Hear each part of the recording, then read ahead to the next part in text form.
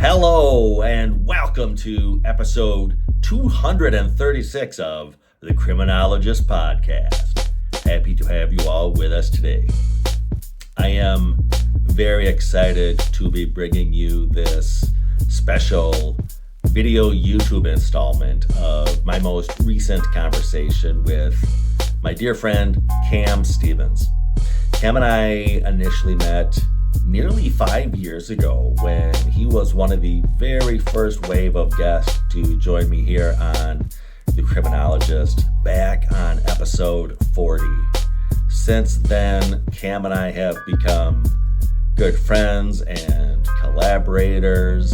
We're going to talk about everything we've been up to over these last 5 years, up to and including a recent visit I made to the United Kingdom where I had the honor and pleasure of meeting Kam along with his amazing team at Grow, Transform, Belong, the team of individuals that Sarah Lewis brought together. And we're going to talk all about that work, including what they've done with Justice 2.0, Kam's innovative work around sphere music, and how he's really leaning into and leveraging technology for good. I want to thank Kam once again for joining me. Encourage you all to listen, enjoy, reach out with any questions you may have. And of course, I'll see you all on the other side.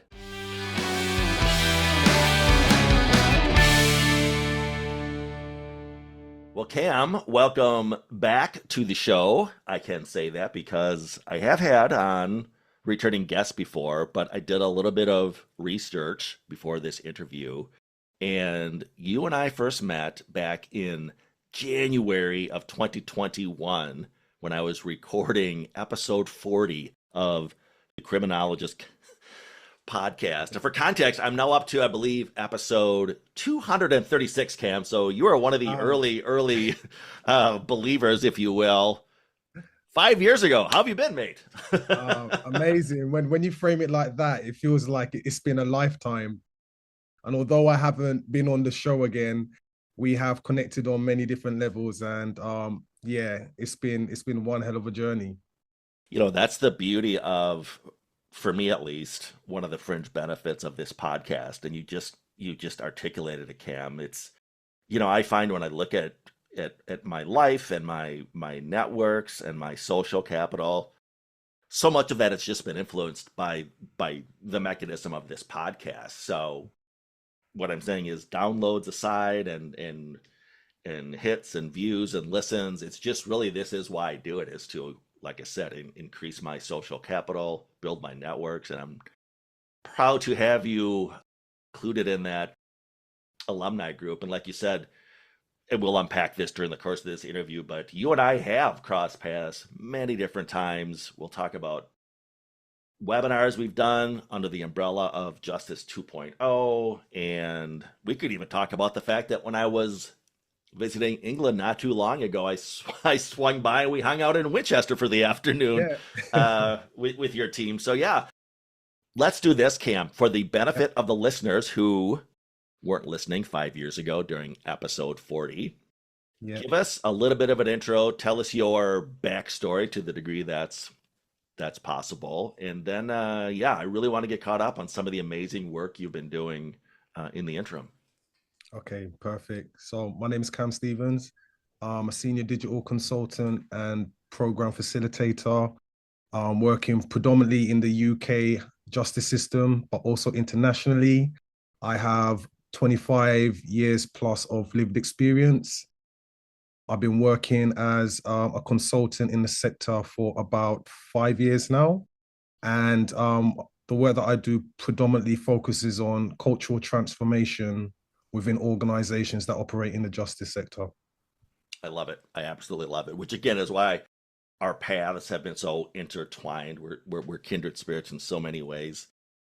Could you talk about Justice 2.0 and really even how that movement has evolved over the years, the work that you've done with Dr. Shirley Lewis and her great team. But what is sort of the bumper sticker definition when you're talking to somebody at the pub or on the bus stop? How would you describe Justice 2.0 to the layperson?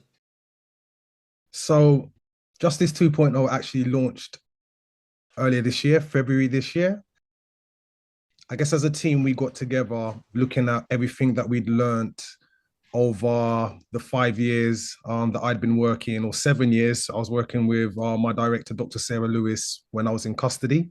So we met in 2018, and I worked on a cultural transformation project with her.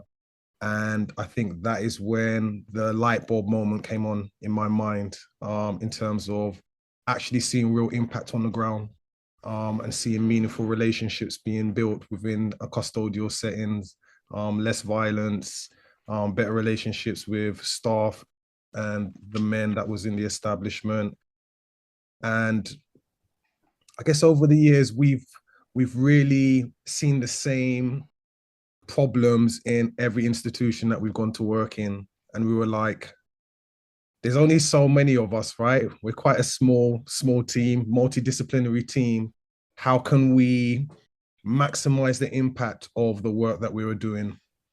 And I guess it was through that we said we need to expand this and bring more people into this, because there's so many people out here doing great work in terms of upgrading the justice system, but everyone seems to be fragmented. So what we wanted to do was to launch a campaign, a strategy where everyone that was doing great work, no matter what part of the system you're working on, could identify with.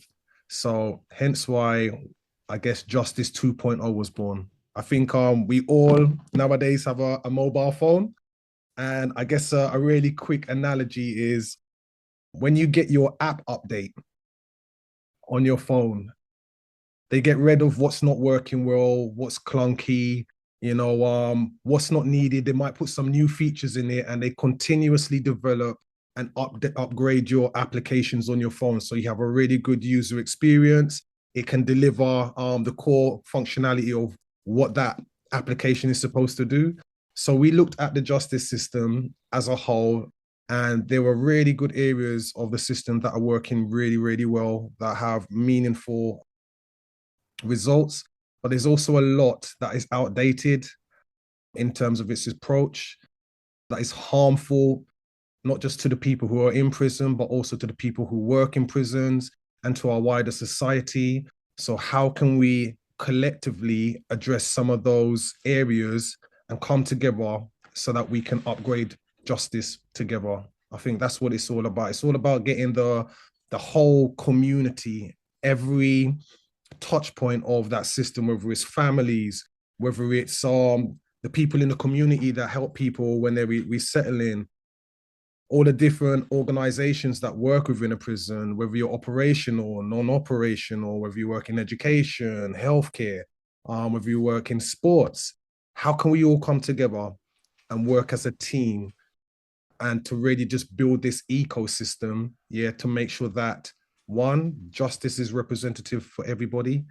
It actually truly serves its function, and we're not creating more victims by keeping to these outdated processes that are just not fit for purpose anymore. I love the metaphor of the cell phone technology, the operating systems being updated, because I think people can relate to it. It resonates.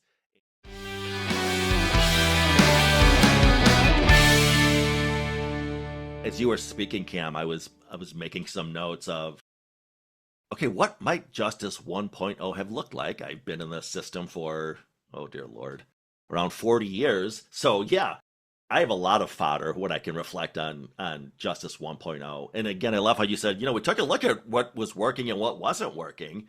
And in my head, I started to, sort of catalog what Justice 1.0 looked like, the stuff that doesn't work. And yeah, top of mind, it's stuff like, the language we use and labels and stigmatizing. And, you know, we talk a lot about even the nomenclature around, say, the term offender, for example. And Yeah. we could go down a rabbit hole of static security versus dynamic security. But Yeah, what were some of the other 1.0 things that you thought, okay, this is just some widely accepted thing we do because, as I hear, my head explodes. Well, Yeah. we've always done it this way, Joe. I mean, even broadly speaking, Cam, I'm thinking of almost like even the notion of deterrence would be, okay, that's Justice 1.0. Hmm. Or again, these commonly held things. What were some of your top 1.0 things that you thought, okay, we need to jettison this from the system because clearly this is so antiquated?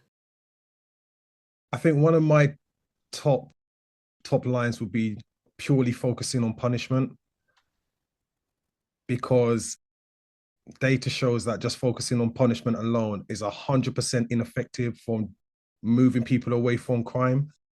I think that there was a lot of inequalities in the system in terms of economical factors, where people grow up, what opportunities they have, a lot of trauma that a lot of people go through, which makes them fall into the justice system.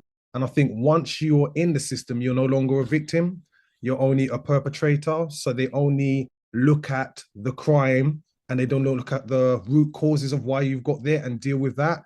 And I think this is one of the biggest mistakes, because in essence, what it's doing is it's creating more victims by not giving people the tools to deal with why they've ended up in the system in the first place, whether that's around mental health support, whether it's around dealing with past traumas, whether it's around relationships, whether it's around your economic status of where you've grown up and the communities that you're going back to.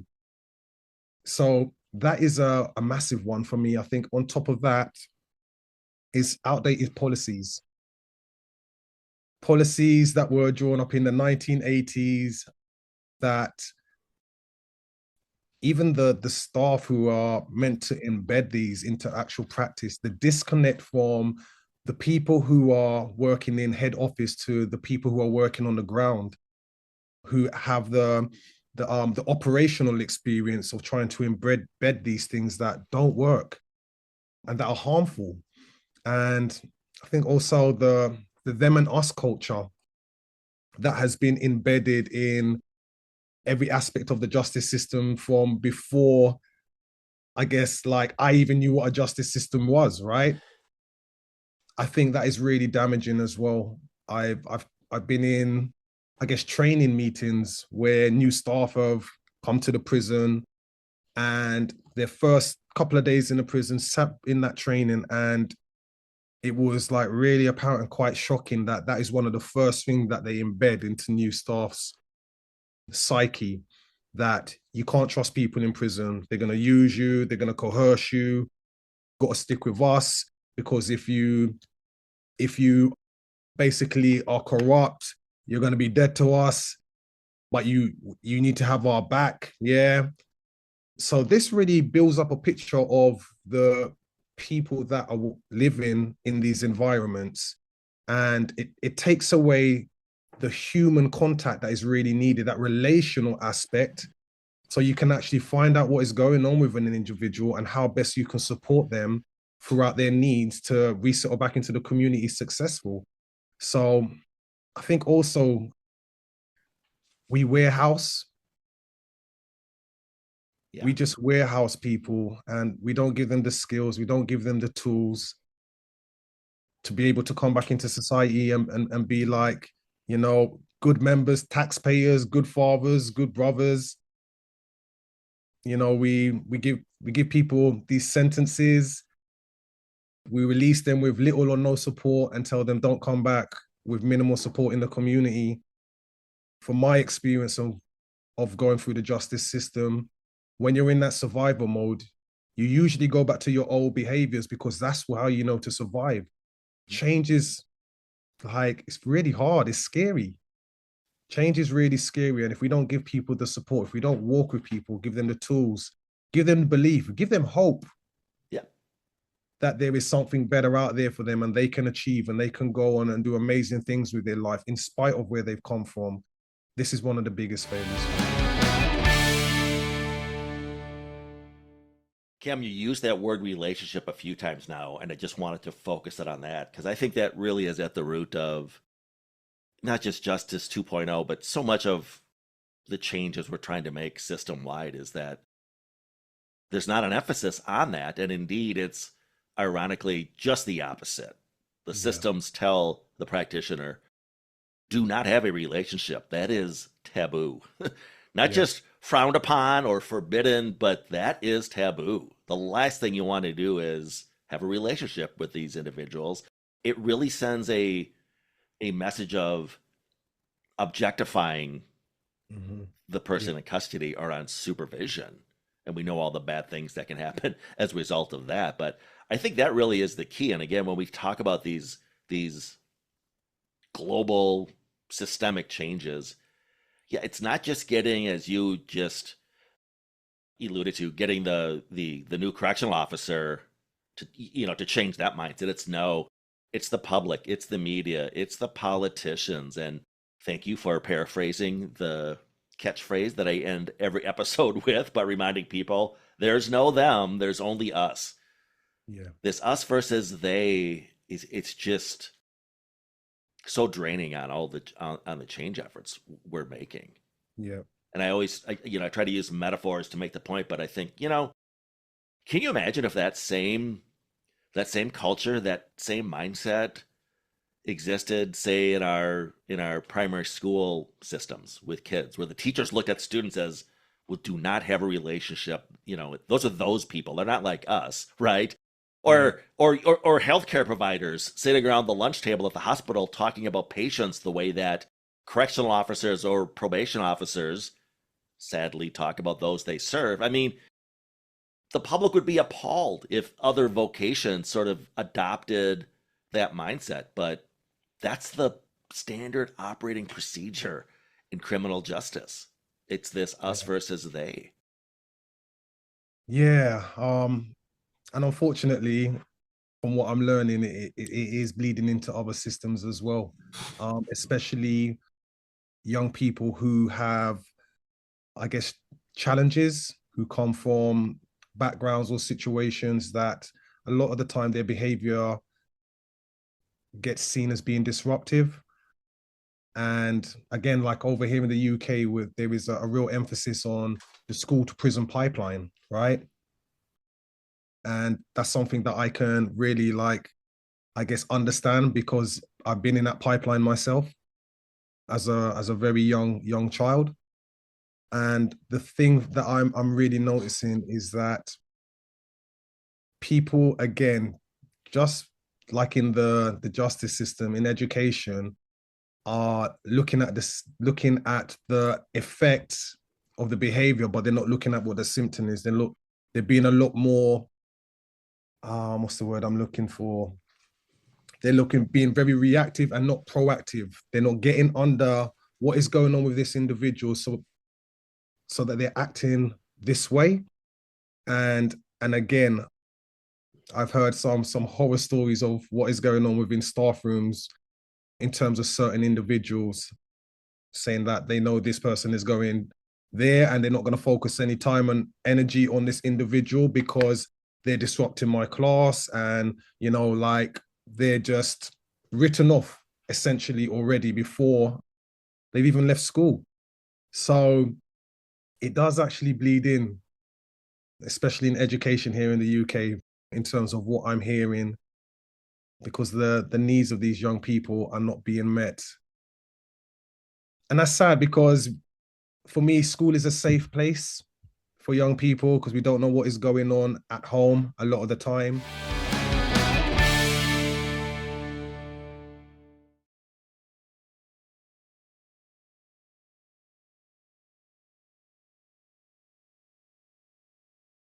But again, I guess going back to what you're saying in terms of as a community, we really need to take accountability for our part to play in helping people, in giving people opportunities, in seeing, I guess, injustice, in not othering other people. The thing that really, really, really shocks me, Joe, is a lot of the senior leaders that I work alongside, they have family members that have been in the justice system. Yeah. Some of them were born in the justice system, right? Like very deep connections. And are you going to other your family because they have, made a mistake, or, under circumstances done something that they know they shouldn't have done? No, you're not going to other them. You're going to say, do you know what? You made a mistake. Yeah, you're still my brother. You're still my son. You're still my nephew. I still love you. I still want to see you do great things with your life, and you got every opportunity to. So why, because somebody is not our direct relation, do we treat them like this? That is Am a I question that I've been trying to wrap my head around. It's okay as long as it's not like happening to me. right? Yeah. Does that make sense? I love Cam when you just posed the semi hypothetical question: are you going to other them? Because it reminds me of language I use when I talk about that same sort of mentality. Mm-hmm. I frame it as, most listeners or the public, they're acutely aware of terms like sexism or racism or even ageism, but I introduce this concept of otherism to them, and I say that's what plagues the justice system, Yeah. in addition to some of those other things. But it's this otherism, and I love how you tweaked it and said, "Are you going to other them?" Because that's just what it is. It's like, Yeah. "Oh, you're off my team. You're on the other team now because something." One thing you did on the worst day of your life, which I'm now going to define you as. I'm going to take that, that adverb and turn it Yeah. into an adjective. You're going to go from, for example, oh, Cam stole a car to Cam's a car thief. Cam struggles with addiction to Cam's a drug addict, Yeah. right? Cam has conflict in his relationship. Cam's an abuser. Or, and again, that's how we define that person. And I think that's what leads to that otherism. It's just 100%. really crazy. I keep taking notes as you speak these pearls of wisdom that you keep dropping, and I can't keep up with my own notes here. But as you were speaking earlier, Cam, and I think this is part of Justice 2.0, is that really giving ourselves a public relations shot in the arm, not just with the practitioners, but as we're saying, even the public and the policymakers. And one of those things that I think really helps is, and you used that term survival behaviors earlier, it's getting policymakers, practitioners, the public, everyone to almost recalibrate the lens that they look at justice impacted individuals through, and take this terms that have been ingrained into our heads over years and generations arguably, of when we hear delinquency or antisocial or disruptive, you mentioned, in Yeah. school systems, or dare I say criminal, and say, okay, reframe all those, or I should say view all those as survival behaviors. Not Yeah. delinquent behavior. No, that was a survival behavior. Not antisocial behavior. No, that's an adaptation. That's a survival behavior. And I think that almost takes a lot of the energy out of what's behind that otherism, which can arguably almost like a self-defense mechanism. Like, I can't deal with that heinous offense. I'll just psychologically conveniently say, nope, that's criminal, that's bad, that's this. Because I don't want to take the time and the due diligence to peel back the layer of what's really driving this individual on my caseload or in their prison cell, right? I'm just going to take the shallow, what's above the ice, the iceberg, what's above the water. Oh, your criminal behavior, that's how I'm going to define you. And that's going to define our relationship, which I would contend in justice. The relations are very transactional, as you know. It's, Yes. you do this and I won't do that. You don't cross that yellow line in the prison and I won't invoke this sanction. Or you do abide by these rules and I'll give you some free time. But again, it's very transactional. It doesn't get at relationships and really the core, if we wanted to do a deep dive on root cause analysis, which is why Yeah. we have this revolving door, because we're just doing these real cursory steps to address behaviors rather than diving deeper into what's driving those behaviors. Yeah. This week I was working in a prison this week, and prison was in a really, really tricky place a couple of years ago. And for me, going back in there this week and seeing the staff, feeling the energy the different energy, feeling how much safer it felt, seeing staff saying to me, things are turning around and it's getting really good. Ah, Um, what a great feeling. yeah, it was a really, really good feeling. And that's all about relationships. It was it was just that. Build meaningful relationships, give Hmm. people a voice, let people understand, I guess, how their relationships impact on the, I guess, the working environment, how it impacts on their safety, Hmm. you know, in terms of the men, how when you talk to somebody in a certain way, people get defensive, you know, like how can we bring down those barriers? How can we co-create, you know? It's one thing that's really, really interesting, Joe, right? You're gonna love this. So we went to a prison earlier in the year and we sat down and had a focus group with the officers, all bands. So we had non-ops, operational, all the way up to a band eight, which is I think just under a governor. And we asked them, what are the problems that you're seeing on the ground here? And then we went and had a focus group with the people that were in prison. And they said exactly the same things. Of course they did. Uh, and when we spoke to the staff afterwards, they were just in disbelief. And we basically said, you both want the same thing. You're both highlighting the same issues. You're both putting forward the same solutions. If you work together on this, do you know what's going to happen? Culture change. Yep. It's as simple as that. Work together. So for me, I think in terms of the work that I've been doing over the last 5 years since I've been in the community, I guess I've had a cognitive shift in my thinking. Yeah. And I don't know where it's come from. I think because I spent so many years in the system and now I actually see the mechanics of the system because you can't see that from behind a closed door, right? Right. But working, I guess, with prison leaders, understanding the mechanics, the challenges that they have, the effect that policy has on them implementing change, seeing people do a lot of things that they know are wrong, that they don't agree with, but they have to. The disconnect between the people writing policies and those implementing them on the ground. I just see that there is a real need for people to really co-create. We're doing that I guess like a operational level, right? On the ground in terms of the people who are working in prison, the different departments, the men or the women who are in prison, right? But I think there's a real need to do that higher up. And I think that's how you'll get ownership. That's how you'll get buy-in. That's how people will hold on to it and own it. And I think that's something that is missing. It's more or less do as I say, Yeah. right? This is what it is. And sometimes it's not practical.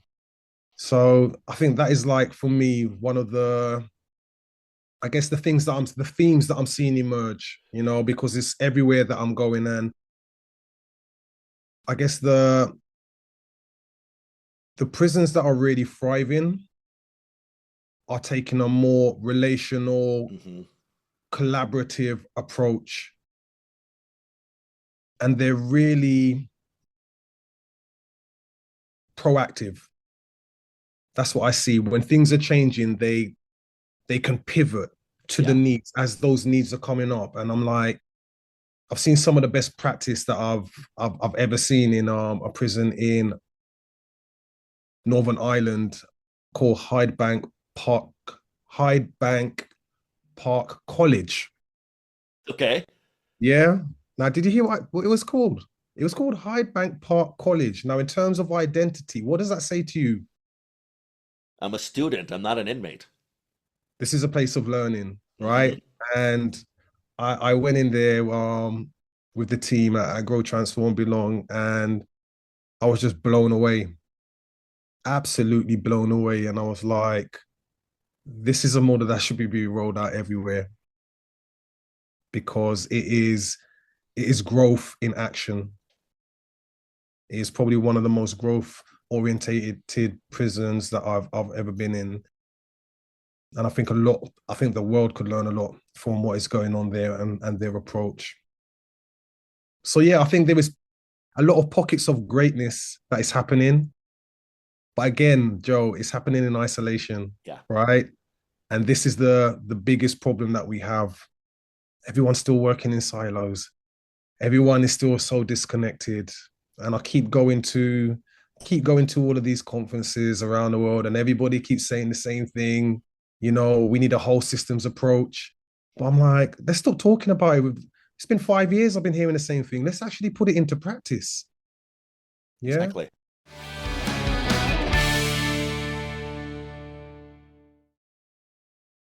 Let's segue a little bit into what you're talking about, which is getting that bigger realization to happen, getting these change makers out of silos and really normalizing that. Let's talk a little bit about Sphere Music, which I believe is one of your attempts to do this very thing we're talking about. So give us the 30,000 feet view of Sphere Music first, and then I want to do a deep dive into this as well, because I am so intrigued. Okay. So Sphere Music is a digital ecosystem for artists to be able to monetize their art in a fair and transparent way, giving them ownership, giving their fans agency, and taking them along that journey, because your fan base is basically what makes you, right? So how can you give them ownership? How can you buy them in, and how can you bring them along that journey with you? And how can you do something that is exclusive for them, and that rewards them for participating in your journey? So we have a few products that we're working on. So the first one is a streaming app, but unlike traditional streaming apps, with Sphere, your audiences earn rewards for supporting their favorite artists. It's based on blockchain technology, which is an area of expertise that I fell into in 2021, being part of a fast moving tech startup that gave me a real understanding of the evolving landscape in terms of technology and decentralized systems. On top of that, we have a digital marketplace where artists can basically sell their content direct to fan. So cutting out their intermediaries, you make your music, you upload it on the platform, and basically you can just advertise that to your community, and then they can just basically buy direct money in your pocket. So and then we have an events platform that we're building so that you can basically sell your events tickets in a decentralized way. And then we also have a platform that we're building around merchandise. So whether you're doing clothing, whether you're doing digital collectibles that link back, I guess, to the life cycle of, I guess, your artistry. So you can create a digital collectible that will give people 50% off of your events. So if you're doing a concert, by owning this and investing in me, you get 50% off entry to my events for life. Because this is where things are going. People want to have ownership. People want to support the artists that they love, and it shouldn't be going to the intermediaries, right? We can talk about Spotify. Artists are in, I guess, uproar about the fractions of a pennies that they are earning from their music, and Spotify is pulling in crazy billions.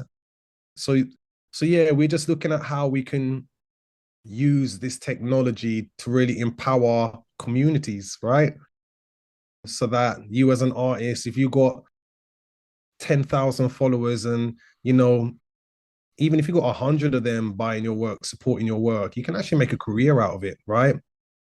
So I think there is a saying that all you need is 1,000 true fans Uh-huh. that will come to your events, that will buy your merchandise, and you've made it as an artist. So what we're doing is creating tools so that artists can create, connect, and build their 1,000 true fans so that they can make a living out of their art. And so, Cam, is the motivation here, the reintegration angle? So, is your platform Mm. then supporting those justice involved creators in a more equitable way? Was that part of the, sort of your motivation here? So one thing that I know is that in the justice system, there's so much untapped talent. Like I met an artist in 2018, and up to now, I've never heard or seen someone that is just so good, untapped. Could be a global superstar in terms of my eyes. Just so creative, but hasn't got the platform, hasn't got the knowledge or the backing. And I think one thing that the system has moved into is it's all about how many followers have you got. It's not about your art anymore. You could be the you could be a really bad creative but have a good following. People are going to invest in you. Like the big labels are going to want to invest in your community more than how creative and how talented you are. So yeah, looking at the justice system, 100%. It is something that I've got my eye on, how we can, I guess, it's really hard to get programs like this into I guess these places, but to give people the knowledge, to give people the access to these digital tools that are going to help them to, I guess, use their creativity to get themselves out of the situations that they're in.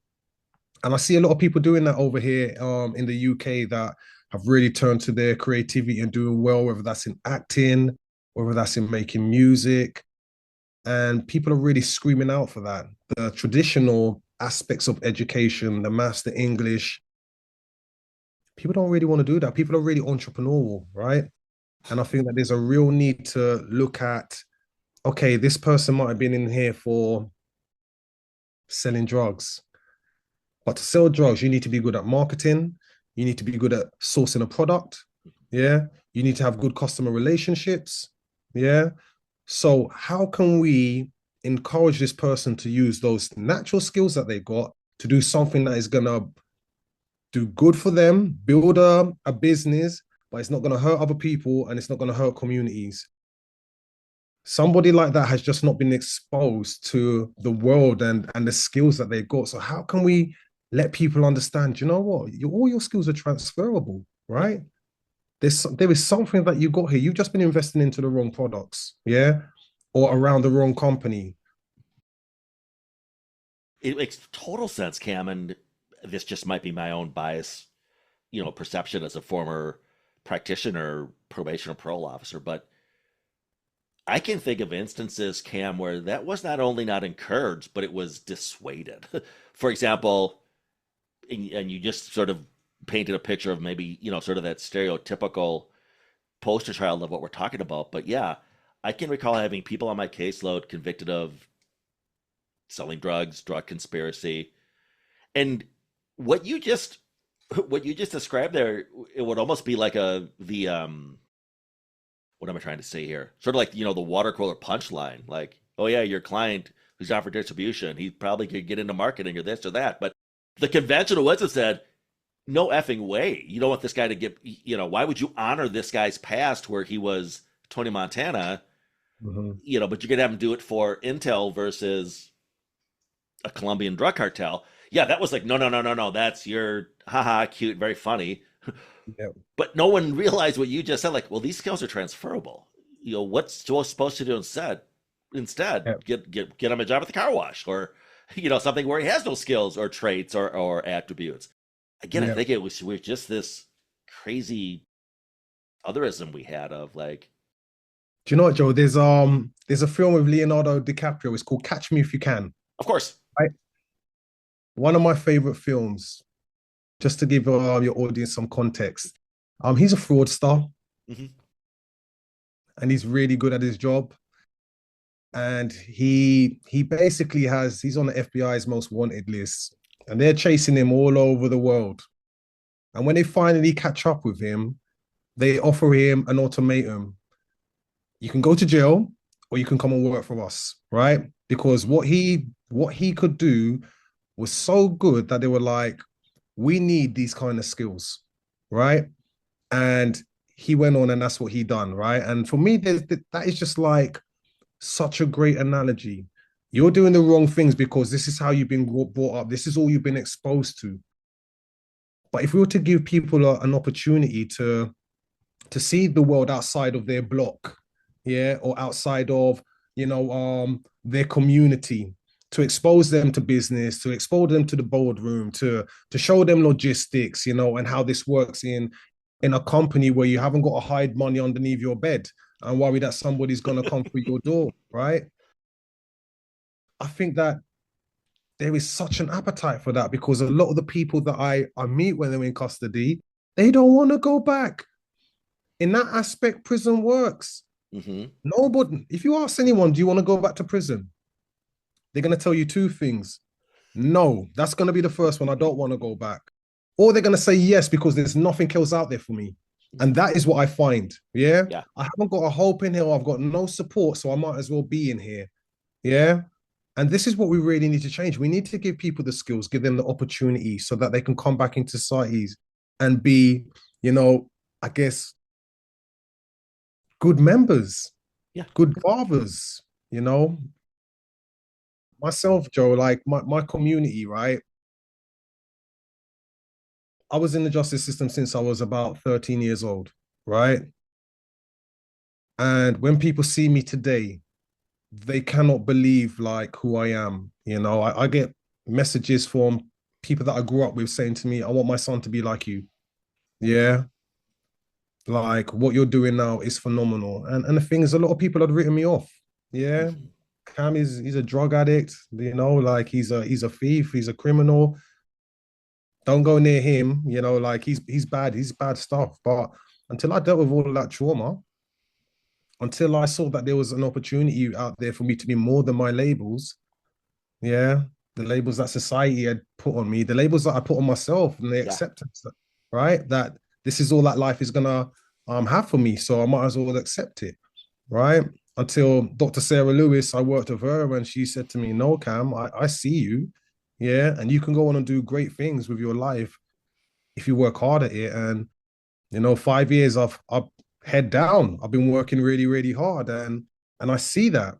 I see that there was a wealth of opportunities out there, and it's not giving someone who's been involved in the justice system a dead end job with no prospects, with no hope, where they can hardly keep a roof over their head. No, it's about giving them real opportunities for them to grow as people, as individuals, progression, right? So my thing is I see a lot of great movement in the space, especially around lived experience, right, Joe? Like earlier this year, we were lucky enough to be invited to the UN to present a framework about employing people with lived experience back into the sector. And I see a lot of appetite in terms of foundations and philanthropy. They really want to elevate those who have been closest to the problem, right? And it's how do we do that ethically? How do we do that not as a tick boxing exercise?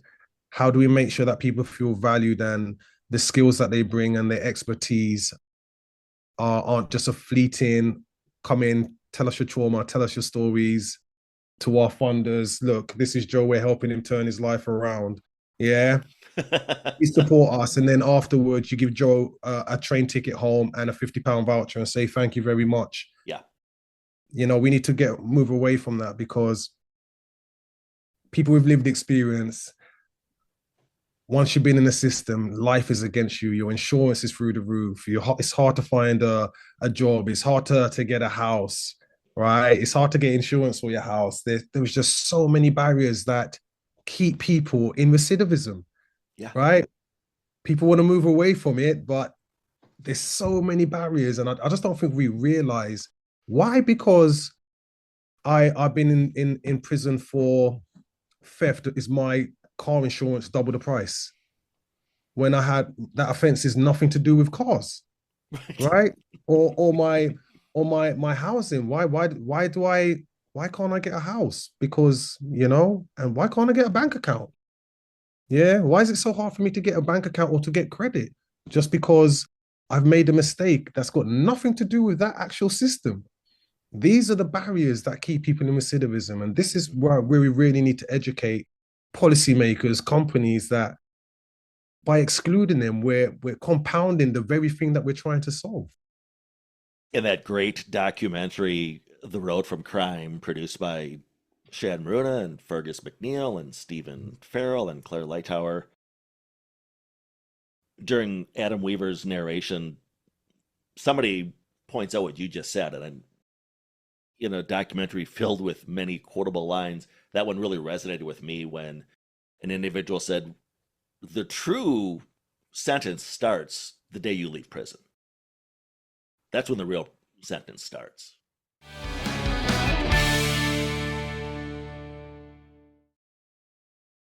I'm not going to let you off the hook, Cam. You mentioned your appearance at the UN as almost like a drive-by thought, but I can tell you when I was following your feed on LinkedIn and I saw that, my heart was melting. I was so proud of you, Cam. Talk about speaking at the United Nations. Oh wow. What an honor.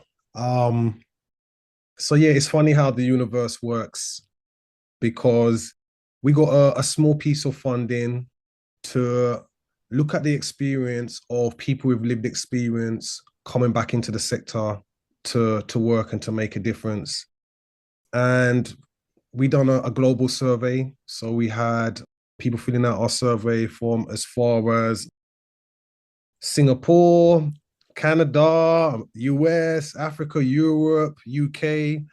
And when we got the data back, it was horrific. That's all I can say. Like the experiences that people had was horrific. They talked about, what did they talk about? They talked about being put into roles that was only focused on storytelling or their past, not having support, microaggression within organizations, feeling sidelined and not included, no progression, people not getting paid. Yeah. So I guess from that we co-created a framework for organizations who are employing people coming back into the justice sector to do it through an ethical lens. And I got invited by Penal Reform International, who I am part of their expert by experience advisory group, to come and talk about systemic racism in the criminal justice system. And we needed to present something. So I was like, this just feels like divine timing, right? So we sent over our framework in terms of what we've been working on in terms of people coming back into the sector. And you know me, I'm a creative Joe. So I emailed them and I said, hey, I know you said that I can come and talk and I've got 5 minutes, but I'm a filmmaker. I'd love to make a film, right? And they said to me, yeah, not a problem. You can do that, but you're gonna have to use that in your 5 minutes section that you have to speak. And I was like, okay. So I made a 2.5 minute film about Justice 2.0. And I sent that over to the contacts at the UN, and they emailed me back and they were like, wow, we show this to the team and they basically want to open up the whole 2 day event with your film because they thought it was really powerful. And I was just like, okay, wow. So yeah, I got to the UN in Geneva, and it was surreal because I had so many people coming up to me, telling me, "You're Kam Stevens. We love your work. Can't wait to see you in there." So yeah, that was just a phenomenal like couple of days for me. Something that I never saw coming, and just really happy for the opportunity to go and represent, grow, transform, belong there, and all the work that we've been doing around lived experience. So yeah, it's been a bit of a surreal year for me, if I'm honest, Joe. It's been a bit of a surreal year. I'm so happy for you, Cam. You mentioned our dear mutual friend, Dr. Sarah Lewis, earlier, and how she gave you a chance, and I think the words you used were "I see you," right? Yeah. Which, and I'm not gonna get too metaphysical here, but when we talk about the desistance process, I feel a lot of that is simply the recognition. Ha- the recognition in and of itself has an effect on the process. In other words, you being recognized as a thought leader at the United Nations, or Sarah recognizing you by saying, I see you, come to work for me, or, and it's on my list of questions here, Cam, to remind you to share with us some of the other amazing awards and accolades you've got. But my thesis is that, Cam, and you Hmm. tell me, did those outside actions, if you will, of being seen, being recognized, advance your change process, your desistance process, if you will, or even your journey? So while you were talking there, something really just came back to me. And when I started working with Sarah, we done an exercise, and it was basically she got she got me to write down, or the group of people to write down how you think society see you. And then she got the group to write down how they saw me. And what I wrote down was a failure, a drug addict, a bad person, a criminal. Yeah, I just wrote that. I don't think like everything that I portrayed was in a really negative light. And in terms of what the feedback from the rest of the group was, Cam's a good person. You know where he stands. You stand with him. Yeah, he's a top guy. Like he's really caring. He's really thoughtful. He'll do anything to help people.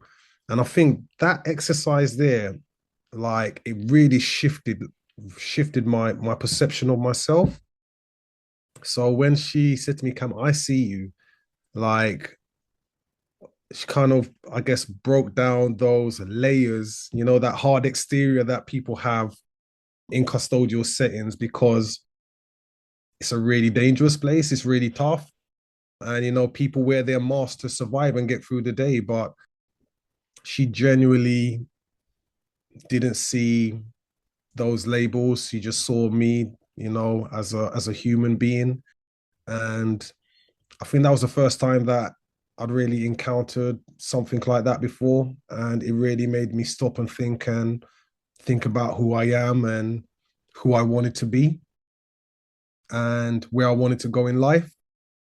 And I think the support that I've had from her, even post release, has been really instrumental to my personal development and growth, because it hasn't been easy. I've had my challenges. Um, I guess moving away from everything and everyone, that's a really lonely place, right? To have her and to have my team, as I've been going through my transition, and to build a network of like-minded individuals around me has been like, that's what it's been. It's the community that I'm in. Mhm. People like yourself, Joe, all of the great people that I've met along this journey who are fighting for the same thing, who just want to make society better, who see people and want to support people in that change process. Like for me, that was the missing piece Yeah. for me. I didn't have an identity, or the identity that I did have was not pro-social. It was really harmful.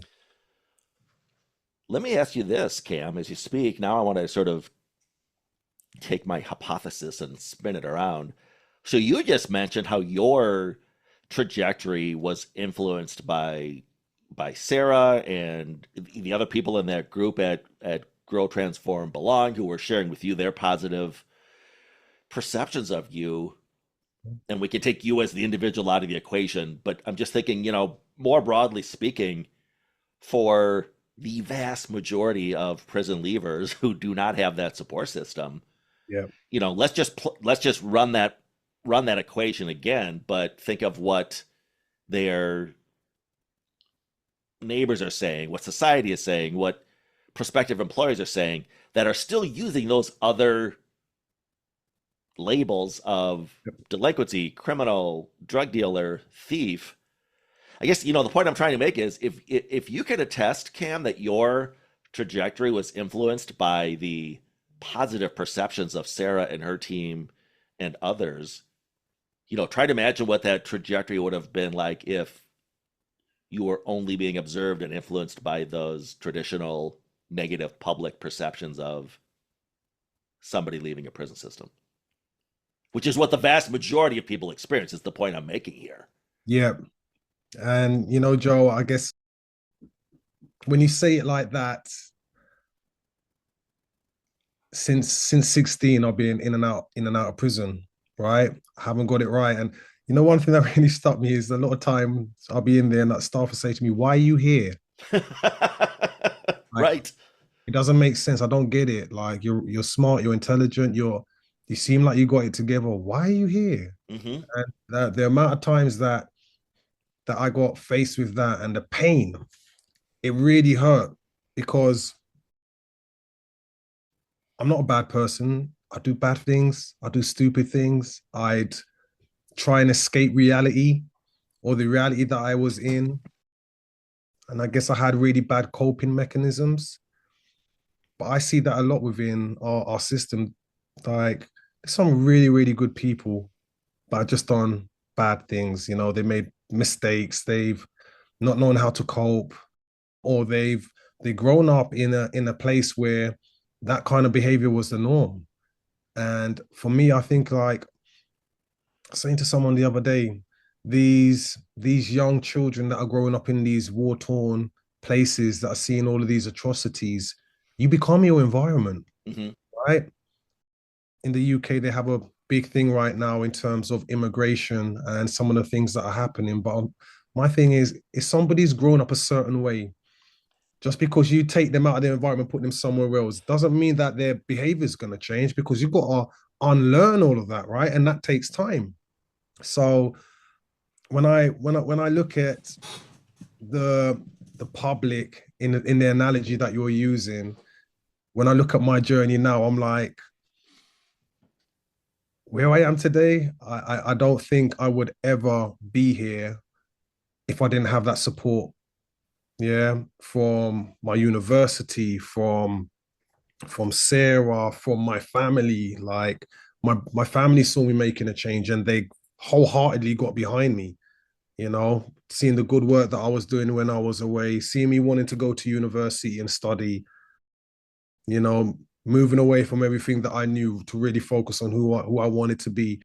But without that support within the community, no matter how good my intentions were, I would have probably fell back through the caps. I'd have probably given up. I'd have probably lost hope, and I'd probably gone back into survival mode.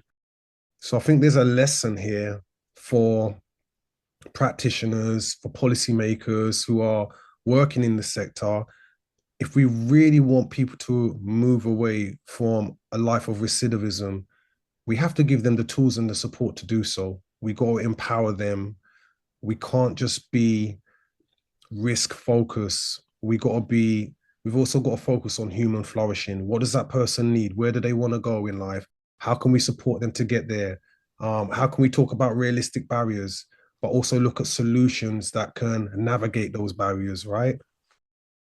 And I think if we start really shifting the mindset from punishment to growth, like you said, the biggest punishment starts the day you walk through the door, because that's when your sentence is supposed to end.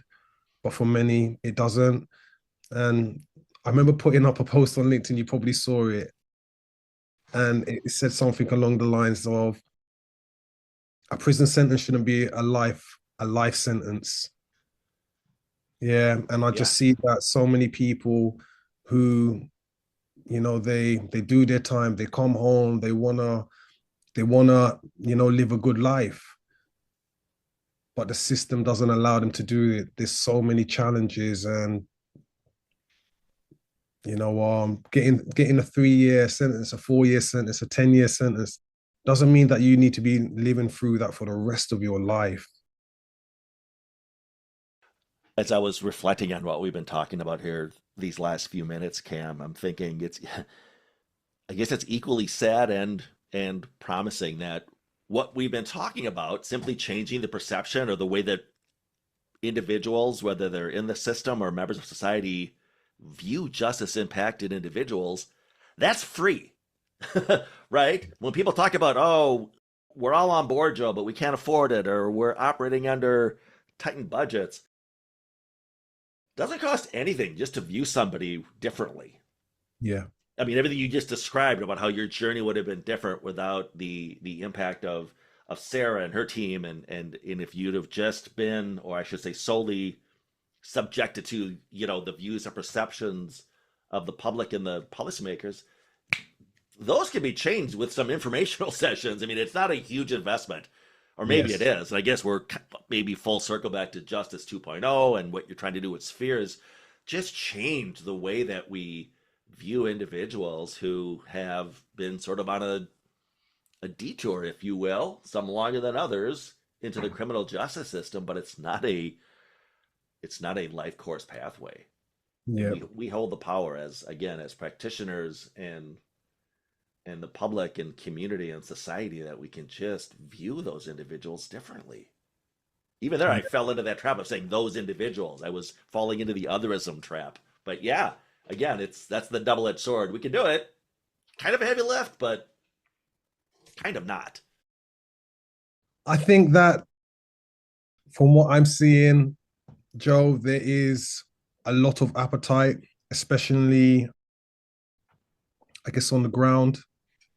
I think one of the biggest disconnects we're having right now is at policy level, because a lot of people who are, I guess, in these positions, they've never set foot in a prison.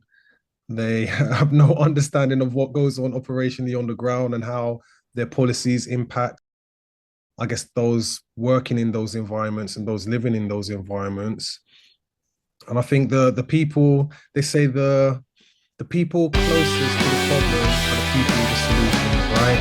And for me, that is the people who are operating on the ground, the people who are going through the system.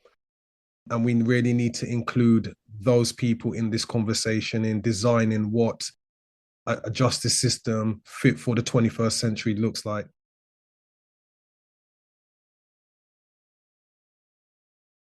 Cam, I've said it once, I'll say it 100 times, but the point you make, again, hit me over the head with a 2x4.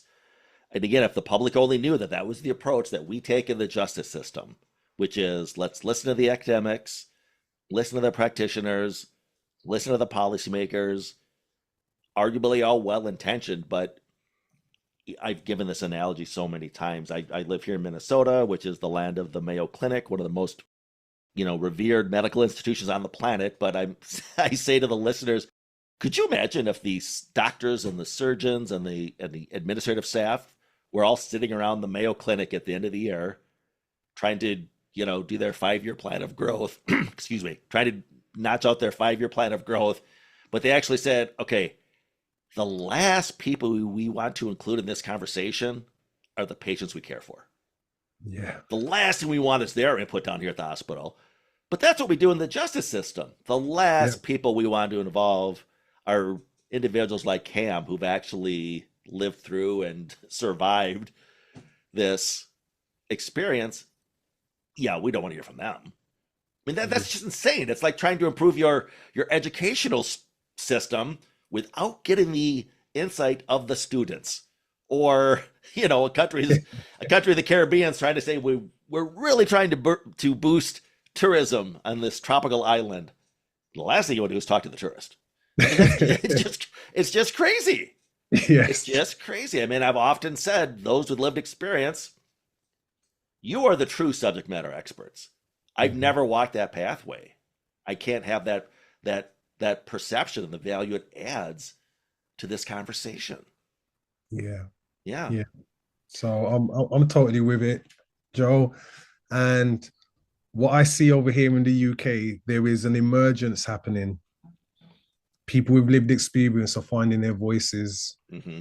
And I'm not just talking about people that have been through the justice system. I'm talking about people that have fought policy, who have upskilled themselves, who have set up their own charities and NGOs to do the work that they see is missing in the space, who have that authenticity and that knowledge base, who are like, I'm not going to be a tick box exercise anymore because I want to give back in a meaningful way. And that's not just happening here in the UK, it's happening all over the world. So I just feel really privileged to be, I guess, associated to this new emergence of practitioners, of people that are creating interventions and organizations to come back and try and help to upgrade this system.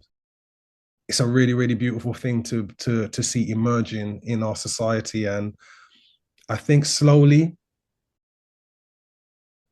people are waking up to the fact that people who have been through the system and have come out and worked really hard to turn their life around and educated themselves, and have got that knowledge now, I guess, on both sides of the fence, are really valuable. Yeah.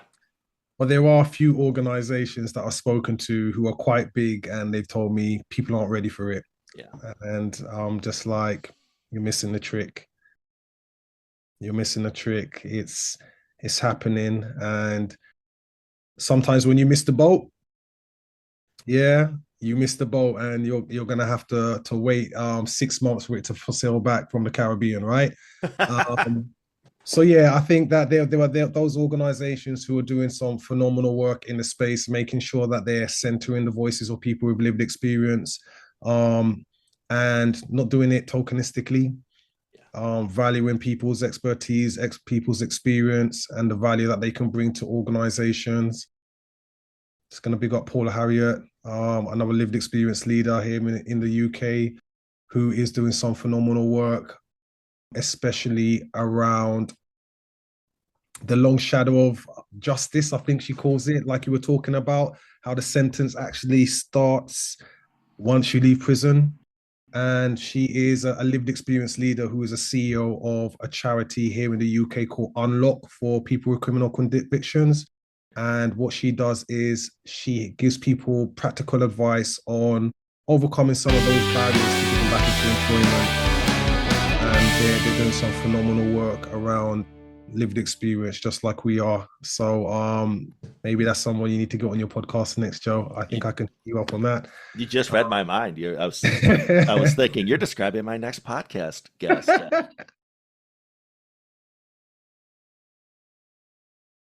I want to ask you this because I'm sure there's listeners out there who are on board, clapping, cheering, saying, yes, we agree.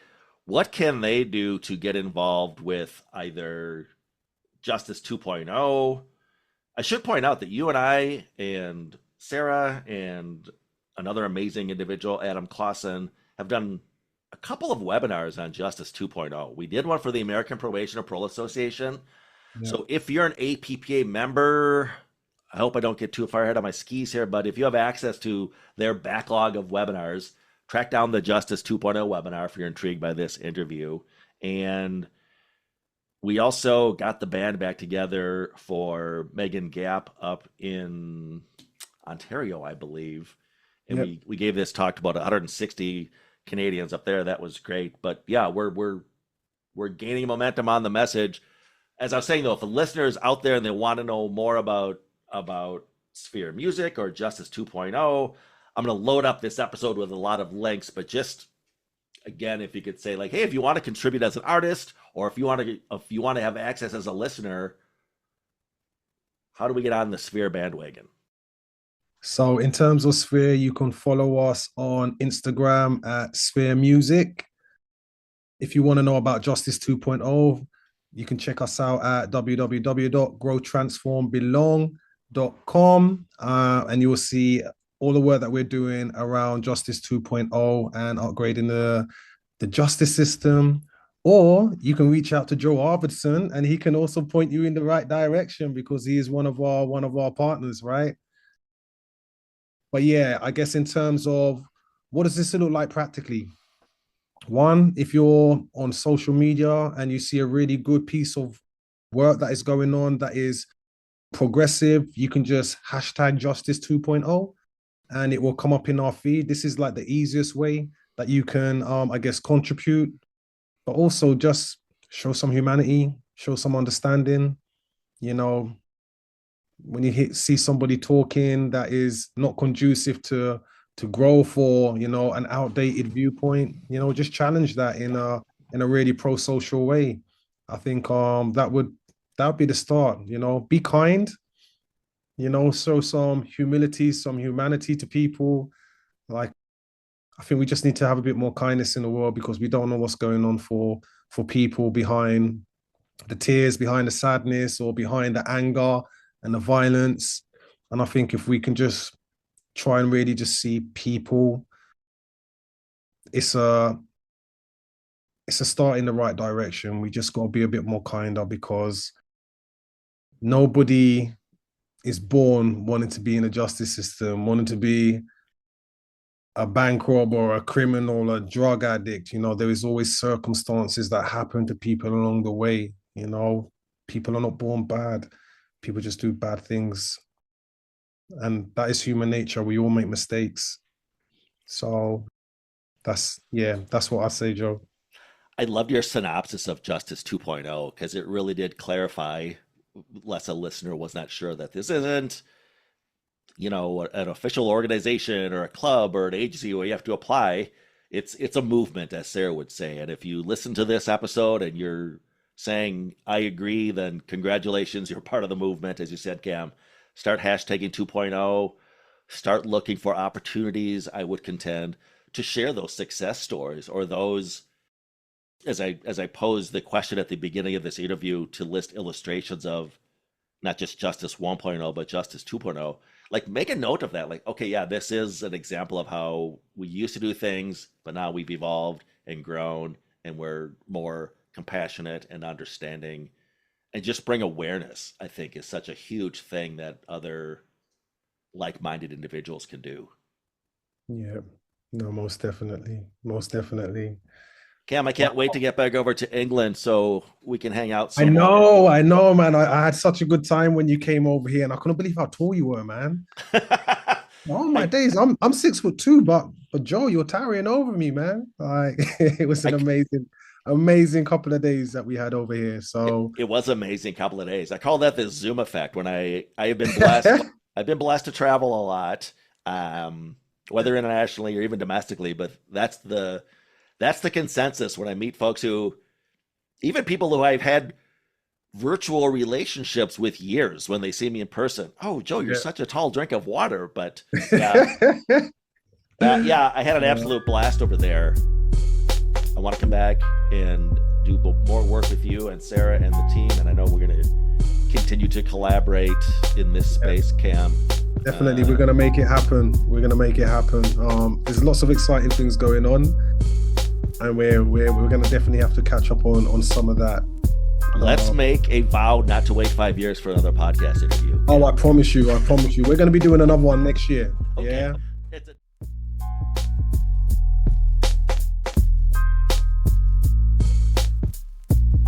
A massive thank you to Kam Stevens for joining us on this installment of the Criminologist podcast. If you heard anything that inspired you or perhaps provided a little bit of hope, do not hesitate to reach out to Cam or I. You can reach me through the Criminologist podcast at gmail.com. That's the Criminologist podcast at gmail.com.